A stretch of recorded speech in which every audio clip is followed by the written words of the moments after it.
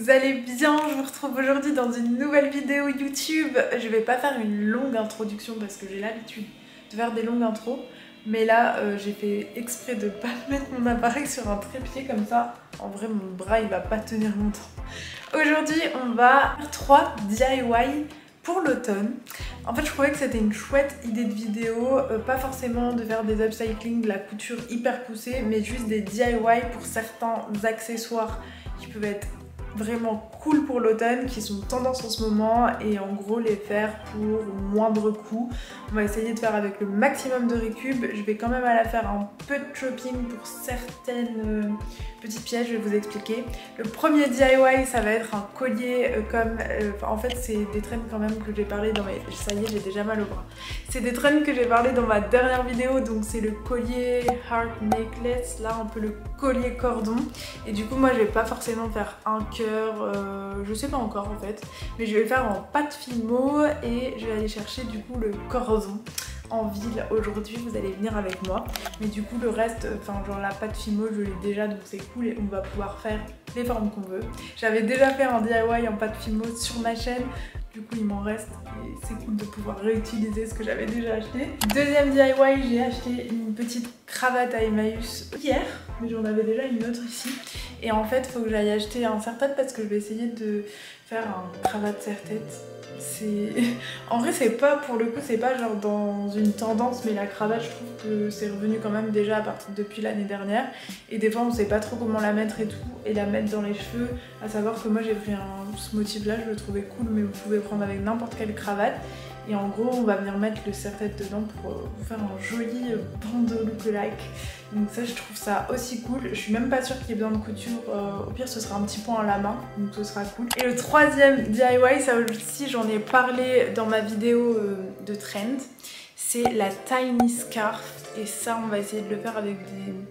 pas des chutes, mais si un peu des tissus que j'ai déjà. On va voir, franchement je garantis rien, mais je trouve que ça peut être cool. Voilà pour ces 3 petits DIY, j'espère que cette vidéo va vous plaire. Si c'est le cas, n'hésitez pas déjà à liker. Puis on va directement aller en ville, c'est parti les gars.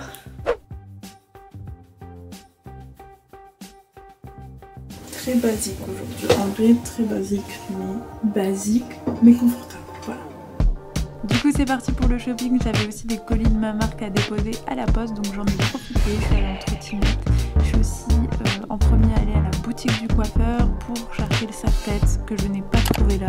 Ensuite je suis partie à la droguerie pour acheter les petits cordons pour les colliers. De toute façon vous allez les voir après, la droguerie c'est vraiment un endroit que je kiffe où il y a plein de trucs pour faire des DIY et tout, des perles de ouf, enfin bref je kiffe trop cet endroit.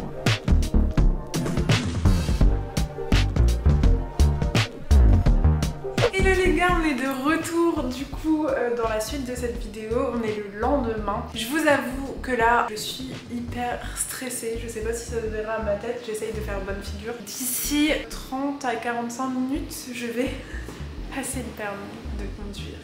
Si vous me suivez sur Instagram vous savez que ça fait 1 an que j'y suis et que les épreuves ont été très dures, donc je sais pas si quand vous regardez cette vidéo j'aurai le permis, en tout cas je l'espère. À ce qui paraît, faut visualiser. Donc je visualise Tess dans une voiture en train de conduire. J'ai sorti ma petite pâte fimo, si vous avez vu dans la vidéo. Dans les plans précédents, j'ai acheté les petits cordons chez la mercerie, la droguerie, dans le Vivi. Et j'ai retrouvé au final chez moi un petit serre-tête, ce qui est très pratique parce que j'en ai pas trouvé à la boutique du coiffeur hier. Il y avait que des trucs fantasy et c'était genre 8 €. Donc ça me saoule un peu de mettre 8 € dans un serre-tête qu'on va cacher à l'intérieur d'une cravate, si vous voyez ce que je veux dire. Du coup, il me reste ces couleurs-là en termes de pâte polymère. Donc je vais commencer à regarder ce dont j'ai envie. De toute façon, je vais vous mettre sur mon bureau et on va voir ce qu'on va faire en termes de forme. En idée, je vous les mets ici. Il y a étoile, cœur, il y a plein de formes qui ont l'air hyper cool. Donc je vais voir un peu au feeling et je pense que ça va me détendre de commencer à faire des activités manuelles juste avant d'aller passer mon permis. C'est pas mal en vrai. Du coup, petite pâte Fimo en main, il me restait ces couleurs là. J'ai d'abord commencé à faire des petites boules. En vrai, ça faisait longtemps que j'avais de la pâte Fimo et la seule fois que j'en avais fait, c'était quand j'avais fait des chunky rings, vous savez, des bagues un peu comme les lamonceaux. Donc au début, je me suis lancée pour faire le cœur, genre pas un cœur plein, un cœur vide. Je trouve que ça pouvait être joli et je crois que j'en avais déjà vu un sur Pinterest comme ça. Donc au début je pensais que ça allait être facile, j'ai fait un petit boudin et en fait le problème aussi c'est que mes ongles ils marquaient vachement dans la pâte. À chaque fois que j'essayais de recroqueviller les bouts et tout, il y avait des marques de mes ongles. Donc bref, j'ai recommencé. En vrai faut être patient, pas comme moi. Non, en vrai je suis patiente, ça dépend des moments. Mais là je crois que j'étais aussi un peu stressée vu les circonstances. Mais voilà pour la première forme en pâte Fimo. Vous allez voir qu'après je vais essayer d'autres formes et ce sera un peu la cata. Donc privilégier des formes faciles quand même. Ensuite j'ai essayé de faire un cœur plein pour changer un peu, faire un truc un peu plus comme on a vu sur la photo et les pendentifs cœur complètement pleins, vous voyez. Donc vous allez me voir in the making. En attendant, je vous raconte un peu ma life. La semaine prochaine, je pars à Londres et je suis trop contente. Je pars avec YouTube. En fait, YouTube organise des conférences lundi et mardi prochain à Londres avec TED. Je sais pas si vous voyez, c'est l'organisme qui fait des conférences un peu partout dans le monde, fait par des gens inspirants et tout. Et là, donc, c'est YouTube co-organisateur avec TED pour parler de l'influence et l'écologie un peu. Enfin, en fait, sur YouTube surtout, comment les youtubeurs peuvent parler de l'écologie. Enfin, c'est un peu pour nous aider, mais aussi pour nous inspirer. Et je trouve que c'est trop chouette qu'ils organisent ça. En plus, on y va en train, donc c'est vachement écolo, donc c'est cool. Et du coup, moi, je vais y aller avec Maui et Safia. Je sais pas si vous voyez, c'est des copines de Instagram qui sont aussi sur TikTok et YouTube. Mais et il y a Clara aussi, Clara Victoria qui va nous rejoindre. Donc franchement, ça va être trop chouette. On étend en plus un peu le voyage quelques jours. Donc on va rester genre 4 jours à Londres. Donc trop génial. Londres, c'est vraiment une ville que j'adore. Voilà. Là j'ai essayé de faire une fleur comme on a vu sur la photo d'inspiration, mais pareil j'ai raté en fait. Franchement c'est dur de faire des formes en pâte Fimo, mais vous allez voir les formes que j'ai fini par réaliser à la fin. Franchement c'était quand même réussi, même si c'était pas les formes de base que je voulais.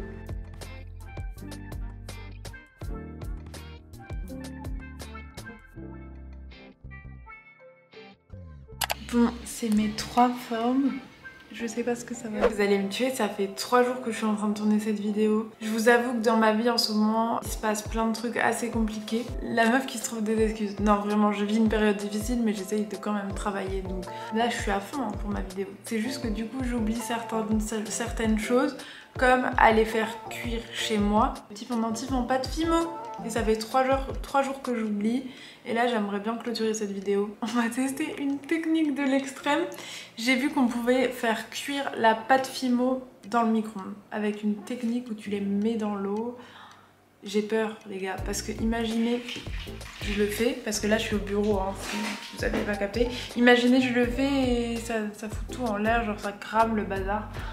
Je sais pas, mais c'est ma dernière solution. Donc je vais vous emmener, on va aller faire ça. Là il est midi et surtout que je pars à Paris en fin d'après-midi. Donc j'ai même pas fini mon écharpe. À ce qui paraît, du coup, on est mis dans l'eau. J'ai trop peur, vraiment.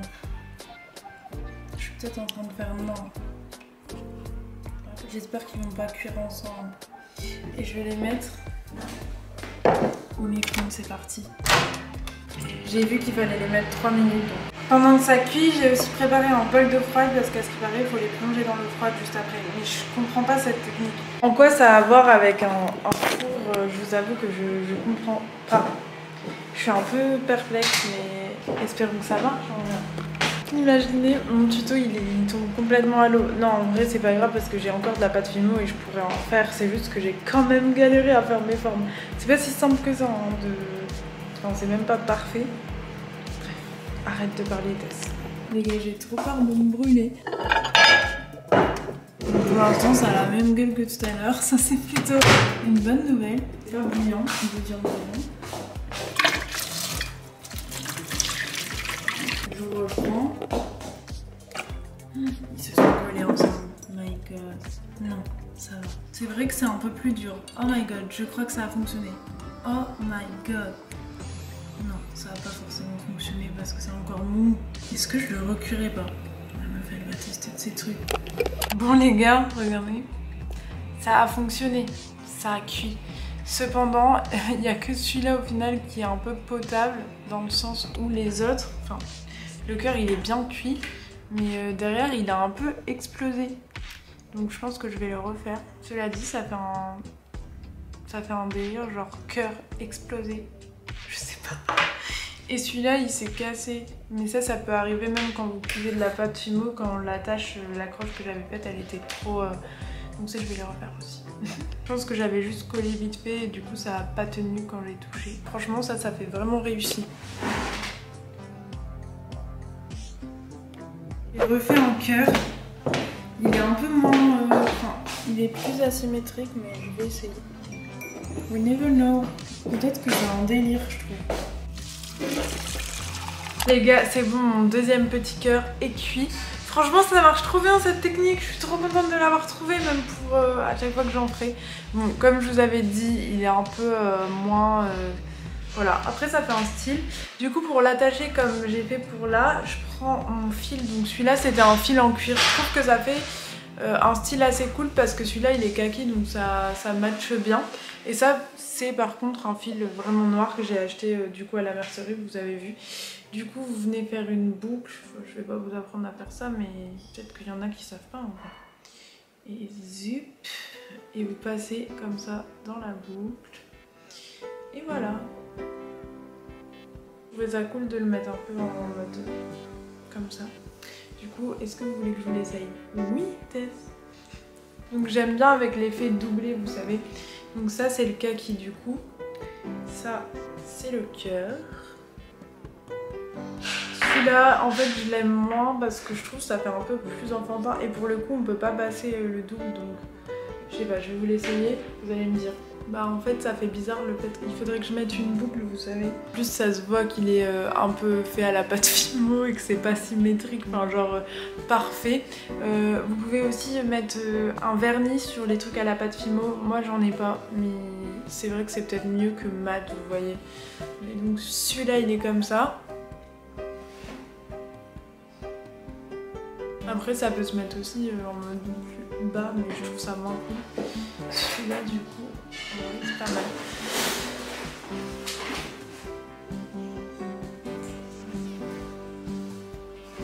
Bon, il est quand même un peu gros mon cœur en vrai, mais comme je vous dis ça peut faire un délire. J'aime bien avec le petit nœud, mais en vrai, est-ce que j'arrête pas de dire en vrai? Non mais mon préféré c'est Kaki. Le Kaki, je trouve que j'ai trop géré. Que ce soit pour le choix du fil, que pour la forme un peu abstraite.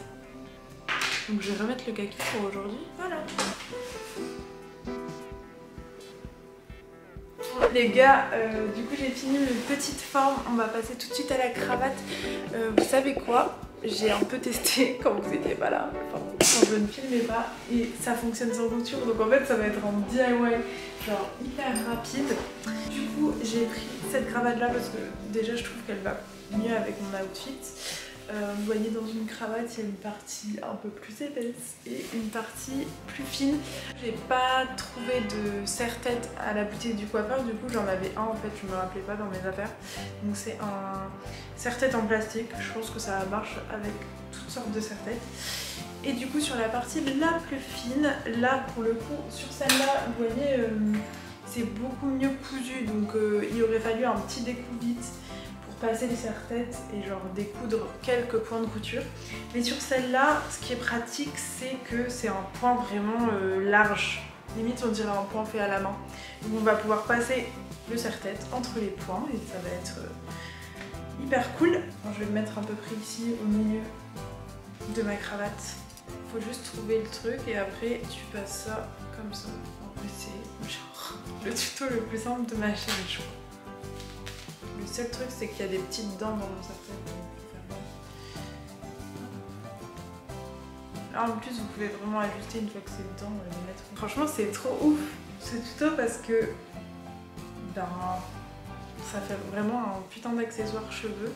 Alors qu'on penserait pas. Après du coup vous avez juste à les mettre dans vos cheveux. Et on pourrait dire ouais il n'y a pas besoin du serre-tête. En vrai la cravate tu peux la mettre comme ça. Mais moi franchement ça tient pas dans mes cheveux en vrai. Donc hop, et moi je vais nouer avec le côté le plus fin à l'arrière. Hop, et je fais revenir les deux d'un seul côté. Et je trouve ça trop cool. Enfin, je sais pas, dites-moi ce que vous en pensez. Je trouve que c'est vraiment un bon tips pour recycler ces cravates. Je vais vous montrer sur un fond blanc. Ce deuxième tuto est terminé, franchement. Tuto le plus simple du monde. Désolée si c'était pas assez compliqué pour vous, mais je trouve que c'est un bête. Comme je vous ai dit, j'étais sûre que j'allais trouver dans mes chutes de quoi faire une tiny scarf. C'est le cas, j'ai trouvé les chutes. C'était un pantalon qu'on avait upcyclé dans une vidéo avec Ticia il y a de là 2 ans. Il me restait les chutes. Ça va être parfait pour faire une tiny scarf. Je vais voir à la découpe ce que j'arrive à récupérer pour faire un truc très long. Pouvoir faire plusieurs tours. C'est parti les gars, de toute façon ça va pas être très compliqué, je vais coudre endroit sur endroit et je vais retourner l'écharpe en mode chouchou et basta. Du coup c'est parti les gars, on part sur des chutes d'un pantalon comme je vous ai dit qu'on avait upcyclé avec Ticia dans une vidéo il y a hyper longtemps, genre il y a 2 ans je pense, c'était juste après le confinement. Mais du coup il me restait des chutes depuis longtemps, je crois que je l'avais déjà réutilisé une partie pour faire un autre truc et donc là c'est tout ce qui me restait, mais heureusement il me restait tout juste assez pour faire cette tiny scarf. Du coup j'ai découpé des bandes assez similaires, j'ai pas été hyper précise comme d'habitude, j'ai pas mesuré, mais j'ai fait un peu au pifomètre et j'ai essayé de prendre le plus de longueur possible surtout. Donc en fait je fais une face avant, une face arrière et sur certaines parties j'ai juste plié en deux comme il y avait de la largeur et au moins j'aurai une couture en moins à faire sur un côté, je sais pas si vous voyez. Mais à la réalisation ça va être hyper facile, je vais d'abord coudre toutes les bandes entre elles et ensuite je vais les coudre ensemble par les extrémités et on va retourner tout comme un chouchou et ce sera fini en fait. Le seul truc que je regrette un peu, vous voyez là il y a les coutures que j'avais fait d'abord et ensuite les coutures sur la longueur. Là ça c'est les coutures sur la largeur et en fait je les ai fait au fur et à mesure vous voyez. Donc je les ai, le seul truc que je regrette un peu c'est la finition au bout de l'écharpe. En fait je l'ai fait sur la largeur pardon. Mais je sais pas si c'était la meilleure idée, peut-être que j'aurais dû finir à la main pour garder un aspect un peu pas plein en fait, je sais pas.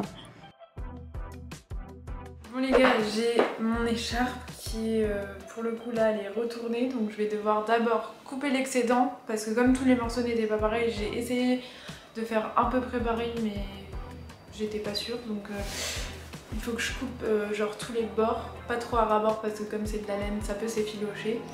Mon moment de vérité, on va la retourner, c'est parti. En vrai, je pense qu'elle va être vraiment chouette. J'aurais même pu faire des guêtres en fait avec ça.